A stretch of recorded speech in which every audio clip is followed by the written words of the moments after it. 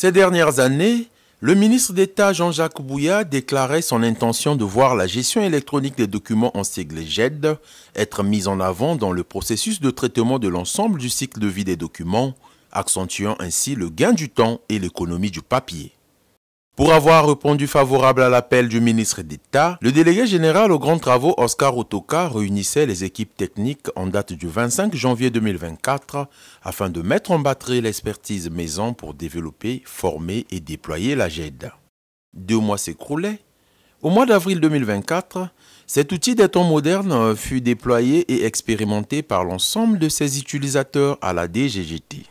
Pour la mise en place d'un système de gestion électronique des documents. Et depuis un certain temps, en interne,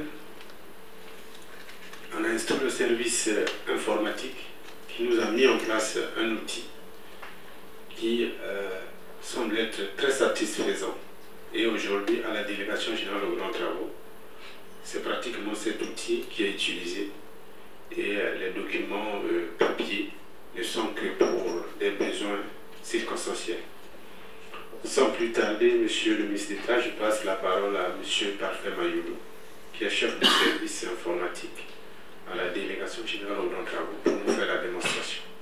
Après plus d'une année d'expérimentation, une synthèse a été faite ce 5 juin 2025 dans la salle Fleuve Congo du ministère de l'Aménagement du Territoire et des Grands Travaux.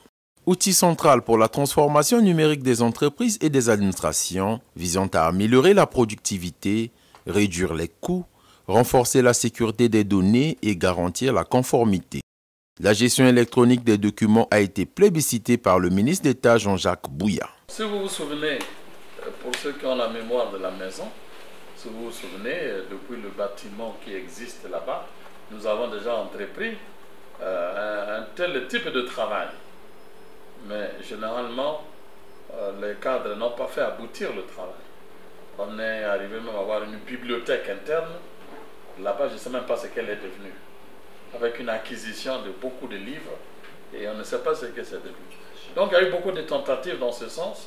Donc c'est très bien qu'une initiative de cette structure puisse éclore et devenir opérationnelle. Ça veut dire que pour créer la compatibilité de l'ensemble, du dispositif du ministère, l'opérationnalisation de la DGGT doit créer les conditions de telle sorte que l'ensemble du ministère fonctionne de la même manière. Puisque le système opérationnel, les choses valent les animateurs, il faut bien que les cadres s'imprègnent et essaient de s'approprier de ce travail par une meilleure compréhension et par la pratique. Le rendez-vous est pris. Le cap est fixé pour l'expérimentation de la GED dans toutes les institutions sous tutelle du ministère de l'Aménagement du Territoire et des Grands Travaux, ce qui constituera une référence pour d'autres administrations. C'est du bon travail. Donc les instructions sont données pour que tout ce qui est autour de cette maison, ici, avant de passer à d'autres qui sont dans d'autres endroits, et que tous les systèmes fonctionnent comme ça. Prenez attache avec les uns et les autres, puisqu'on a le gros courrier arrivé du ministère qui arrive sur lequel on dispatche tout le monde. Donc déjà ces cerveaux-là, il faut que ces cerveaux-là soient compatibles avec tout ça. Donc rendez-les compatibles. Et s'il y a des cerveaux qui coincent, à ce moment-là, il faut faire avec les compatibles. Et ceux qui coincent feront autre chose.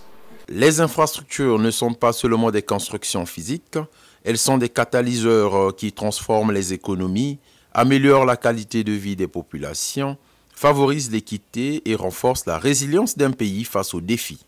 En République du Congo, cet instrument numérique appelé gestion électronique des documents en sigle GED inaugurera une ère nouvelle dans les administrations congolaises.